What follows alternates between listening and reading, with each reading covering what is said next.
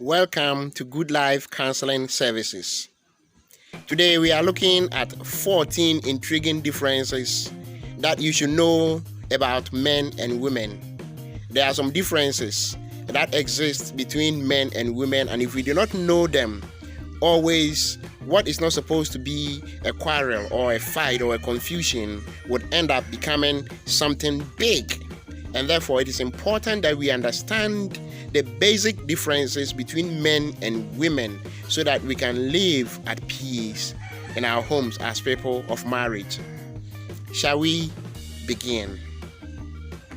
If you would remember, the beginning of marriage is always sweet, always romantic. Couples are together and they enjoy their newfound relationships. However, as time goes on, what do we realize? Some few months later, there is confusion, there are quarrels, there are a lot of arguments here and there. And that is what we do not want as people of marriage. So how do we deal with some of these things? One sure way of dealing with some of these things is that we should know the differences.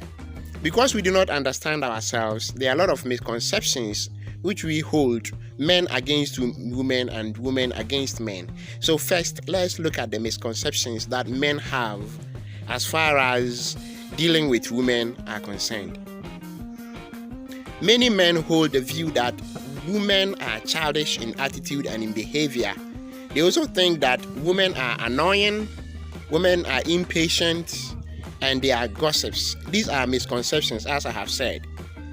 We shall look at each of them to see whether really that is how they are. Women are troublesome. These are the views of men. Women are burdensome. When you take one, you have taken a burden, a heavy load on your head. And if a man has such misconceptions about women, it tends to affect the way they deal with them. In the same way, women also have some misconceptions as far as men are concerned. And what are some of these misconceptions? Many women view men as adamant, people who are ungrateful, people who are careless, self-centered, cheats, and unloving. And when women have such misconceptions, it influences their dealings with men. Now, how do we deal with this? One sure way is to make sure that we get to understand the differences between men and women. And in this presentation, we are looking at 14 of such differences. In part 1, difference number 1 is that men talk less, women talk more. I hope you agree with me on that. But why? Let's look at data. Available data has shown or has proven that the male brain and female brain, when compared, would realize that the male brain, the part that is used for talking, is far smaller than that of the part the woman used to talk. In other words, the talking portion of the brain in women is larger than that of men. And definitely that would fuel the talking ability. Another data also suggests that the female brain contains more of talking protein called FOXP2 than the male brain. In fact, it is about 30% more, which means that women would definitely talk more than men. Another data also suggests that while women utter an average of 20,000 words in a day, men do only 7,000. So do the comparison. You realize that women speak almost 3 times what men have been doing. And therefore, if you do not know this, you realize that you may want a word from your woman, but your woman will be giving you paragraphs. When that happens, get to understand that it has been wired among them that they should be more talkative because they have been raising the children, and God has given them that ability to talk more. Difference 2. Women and men have different speaking styles.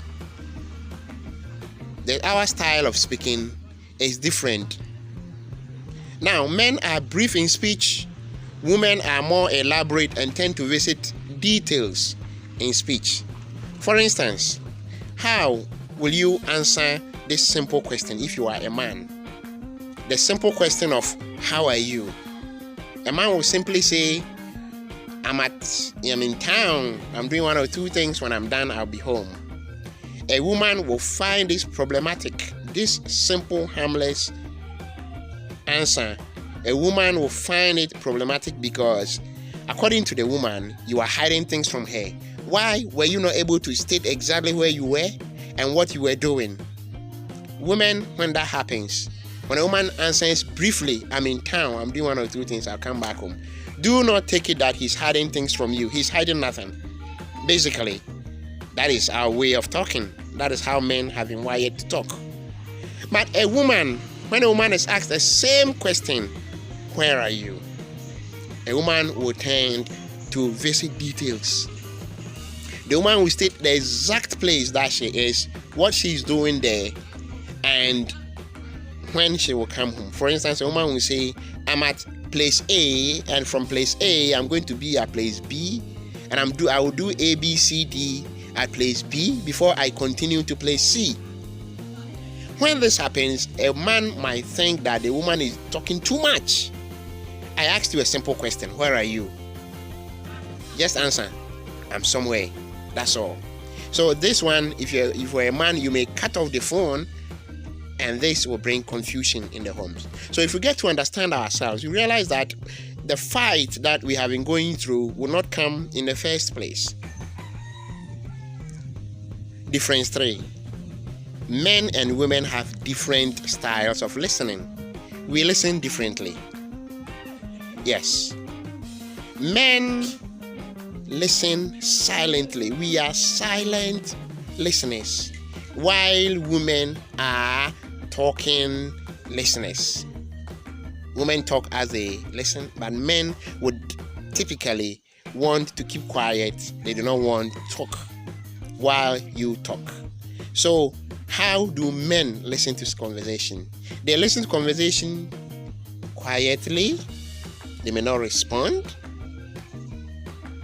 but they are listening. They are listening. But a woman would try to interject, trying to encourage you to talk more by bringing some form of interjections, just to make sure that, the responses that the woman will give you would boost your morale to talk more. So look at how women talk. Study it and compare it with that of men. You realize that we do not listen the same way. And therefore, we must take note of this so that we don't fight over them. Women listen to conversations differently. Men and women discuss different topics of interest. What are some of the things men would want to discuss? Men are interested and discuss issues about sports, politics, about machines, and about projects. But do women do the same? Definitely no. Women are also interested in different topics. Women are interested in topics such as dressing, marriage, children and childbirth issues. Women are interested in movies and issues like that. So if your partner is not aware of what you are interested in, your partner might be talking about something else which you are not interested in. People's dressings, the way people appear, and you might find that to be very offensive as a man. In the same way, a man would want to talk about sporting issues, about project and some issues that politics especially, men are interested in politics and security issues. And when they raise them, women will not be able to listen or discuss some of these things. So we should know all this so that we can balance our conversation. A little sports, a little about marriage and movies, a little about this, a little about that, so that we can blend it. It's important that we do that. You would find a woman talking about somebody's dressing right from head to toe, but a man would hardly do that. Therefore, let's take note of some of these things. Men and women solve problems differently. Our ways of solving problems are different. Now, how do men solve problems? Men solve problems through silent thinking and action. If you are a man, let me bring this scenario. A woman told you, your wife told you that there's a leaking pipe. What did you do immediately? You got up to go and look at it and probably to call the plumber to come and fix it. A woman will find this offensive. Just this. The woman will complain. I was talking, I didn't finish, and you got up and what. That is it. That is it. That is it. Men solve problems. We listen to problems, we think solution. But women think differently, and we shall look at it very soon. Okay? So men actually solve problems through silent thinking, trying to find solutions. And when the solution is found, they move to action. That is how men have been made. The testosterone in men would want them to always do this, but women will find it offensive. Women also solve problems by talking about them, and they need men just to listen to them. So please take note. A woman will tell you, I have a headache, or I have this ache, or somewhere is paining me, or I'm not well. Typically, as a man, what will be your typical response? To get her a drug? Or to ask her to go and get a drug, or to see the doctor? That will be your response. But a woman doesn't need that. A woman that needs you only to listen and be empathetic. And if you do not know this, you will always find that you will be quarreling. Women crave for men who will listen to them. You spend time listening to their problems. Don't talk about solution. Try to sympathize with them, empathize with them, and they'll find you so romantic and so sweet. When a woman tells you, I have a headache, don't rush to get the solution. Talk about it. How did it start? Oh, let me feel your temperature. Oh, please come sit on my laps. Shall we pray? Oh, it will be okay. It will be okay. If you do this, the sickness will just vanish. It will just vanish. Sometimes you might be at work and your wife will call you.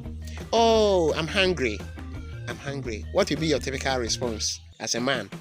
You just say, you are at home and I'm at office. Why do you call me telling me about the fact that you are hungry? Get some food to eat. If you do this, you are in trouble. You have sparked fire. You've ignited fire. You come and meet it in the house. Rather, what you are supposed to do is that discuss it. Oh, I'm also hungry.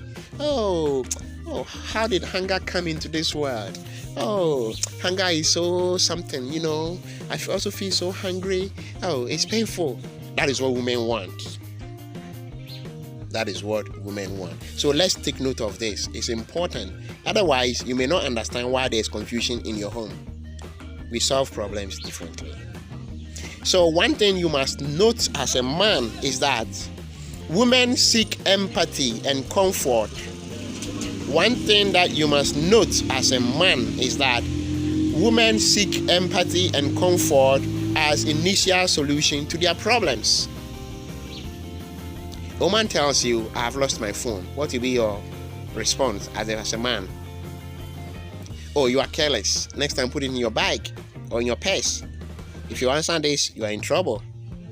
You are in big trouble. You are in big shit, as somebody will say. Rather, you say, oh, where did you place it? In the car? The public transport? Or do you remember exact place where, oh, this one is so expensive and have you called to check whether somebody would, the one who picked it can return it or something like that? That is what women want. Is that what you do as a man? Is that what you do? When it comes to shopping, men and women also shop differently. We have our ways of shopping, which is quite different. A man would target the final result, but a woman would want to spend more time assessing the product. A man moves from the house wanting to go and buy a phone. He moves straight to the phone shop, talks about the phone, gets it, comes back home. But what would a woman do? A woman goes to shop for foodstuffs. A woman begins asking questions. Oh, when did this foodstuff arrive? Let me look at it. Let me assess the quality. Is it from this country or from that country? Oh, please, they are costly. Can you reduce them? women would want to compare. But even before getting to that item, the woman will try and shop, and find out the price of different items which are not on the shopping list. That is it. That is women for you. So while women pay more attention to details, men are straight to the point when it comes to shopping. Please note this. It's important. Also note that when shopping, men devote little time for quality and price comparisons. Note this as a woman, so that in case you ask your man to get something for you, you don't actually. Now let's get to the next one. Men and women tend to use phones differently. We use phones differently. We do not use phones the same way. Men use phones to receive or send information. Women, however, use it to converse and build intimacy. That is it. A woman would want to build intimacy through phone, but mostly men wouldn't do that. Just to receive information and to pass it on. Okay? Men are straight to the point. They tend to summarize conversation on phones, but what do women do? They would rather expand it and visit details. So as a man, you realize that your woman will call you, I went shopping and I bought this and I bought that. Hey, I bought this one at this price, this and that. You may find it irritating, as annoying, because the woman is trying to visit details on phone. But remember, that is how women have been wired. And if you get to understand this, you are good to go. So women would really expand information or conversation on phones and visit details. They will elaborate more, but a man would try to summarize it. Take note of that. Again, when narrating the content of a phone call, a man would summarize it, while a woman will try to narrate all the details. Remember, women talk more than men. In a day, a woman targets 20,000 words, while a man targets only 7,000. And therefore, women would visit details whilst talking. This is part of them, and that is one thing which you must not forget. It will help you. What are you taking away from here today? What have you learned from this presentation? We've talked about the fact that women talk more than men. We've talked about the fact that women have and men have different ways of talking. Men are brief, women are elaborate. We've also spoken about the fact that when it comes to listening styles, women listen differently. When it comes to solving problems, men will want to think through it silently, look for the solution, and then move to action. But a woman would want sympathy and comfort as initial solution to their problems. When it comes to shopping, women shop differently. And when it comes to the use of phones, men are always brief, but women are elaborate even on phones. Take note of this. Marriage, as I end, I want us to take note of this. Marriage should neither be a bondage nor a burden. Do all you can to make sure that your marriage works. Make sure that the wedding ring which you wore doesn't become a handcuff.